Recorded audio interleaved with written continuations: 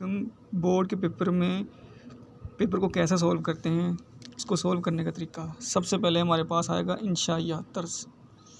इंशाइया तर्ज लिखने के बाद इस तरह हेडिंग देनी है आप। उसके बाद हिस्सा अव्वल आएगा। हिस्सा अव्वल देने के बाद उसके बाद आएगा मुख्तसर सवालात। मुख्तसर सवालात को हेडिंग देने के बाद उसके बाद हमारे पास आएंगे सवाल नंबर होंगे 2, 3 और 4। ये मुख्तसर सवालात थे हमारे पास। पहले सवाल नंबर 2 की हेडिंग लगाएंगे और उसका जुज़ नंबर जो होगा उसकी हेडिंग लगाएंगे। फिर हमारे पास 2 डेफिनेशन दी गई है वो लिखनी होगी। जैसे कि हमारे पास डेफिनेशन आई है फ़िज़िक्स की। फ़िज़िक्स क्या है, तो फ़िज़िक्स लिखना है सिर्फ। उसके बाद उसकी डेफिनेशन लिखनी है क्या होगी। उसके बाद उसका सवाल नंबर 2 जुज़ नंबर 2 होगा उसका। इसी तरह उसका जुज़ नंबर 3 होगा। बाकी सवाल भी जो है ना हमने बिल्कुल इसी तरह लिखना है जैसे ये लिखा है कि हमारे पास होगा सवाल नंबर 3। उसके बाद सवाल नंबर 3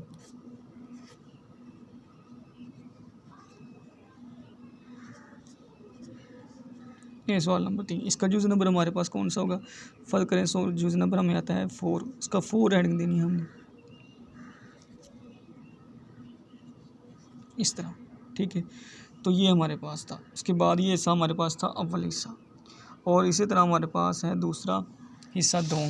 इसको करने का तरीका, सबसे पहले लिखना हमने हिस्सा दोम और तफसीली सवालात लिखने हैं। तफसीली सवालात लिखने के बाद उसके बाद हमें देना है कि हमारे पास जो लॉन्ग सवाल है वह सवाल नंबर 5 है। ये जो सवाल नंबर 5 दिया गया है या हम कर रहे हैं थ्योरी वाला सवाल, थ्योरी वाला, ठीक है। थ्योरी वाले सवाल में सबसे पहले हमने क्या करना है, उसका सवाल नंबर 5 के जो है ना उसके 2 पार्ट होते हैं, अलिफ और बे। सबसे पहले हम करते हैं अलिफ, पार्ट नंबर अलिफ। फर्क है हमारे पास लॉन्ग सवाल है रिपल टैंक क्या है, इस पर नोट लिखें। सबसे पहले रिपल टैंक की तारीफ़ लिखनी है, इसमें हमने रिपल टैंक की तारीफ़ लिखनी है। उसके बाद उसकी बनावट लिखनी है। बनावट लिखने के बाद उसकी हमने डायग्राम बनानी है। डायग्राम बनाने के बाद उसकी हमने जो है ना उसका वर्क वो कैसे काम करता है इसके बारे में लिखना है मुकम्मल तौर पर। ये हमारे पास था बोर्ड का पैटर्न फिज़िक्स का हम कैसे लिखते हैं कि सबसे पहले हमने इंशाइया तर्ज लिखना है, हिस्सा अव्वल, मुख्तसर सवालात, सवाल नंबर 2 उसके जुज़, और इसी तरह सवाल नंबर 3 और सवाल नंबर 4 भी इसी तरह लिखना है। इसी तरह हमारे पास अगला पार्ट आता है हिस्सा नंबर 2, तफसील सवालात आएंगे। सवाल नंबर 5 होगा, उसका जुज़ नंबर कौन सा होगा, ये थ्योरी का पार्ट है। ये इस तरह हम जो है ना फिज़िक्स का पेपर सॉल्व कर सकते हैं। ये फिज़िक्स का पेपर सॉल्व करने का तरीका है, शॉर्ट क्वेश्चंस और इसका थ्योरी वाले सवाल लिखने का तरीका कि कैसे लिखना है, कैसे उसके जो है ना।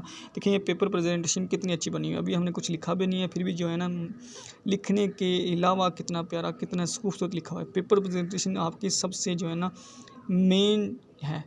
अगर आपकी पेपर प्रेजेंटेशन अच्छी है तो ज़ाहिर सी बात है आपके जैसा मर्ज़ी लिखें आपके बहुत अच्छे नंबर आएंगे।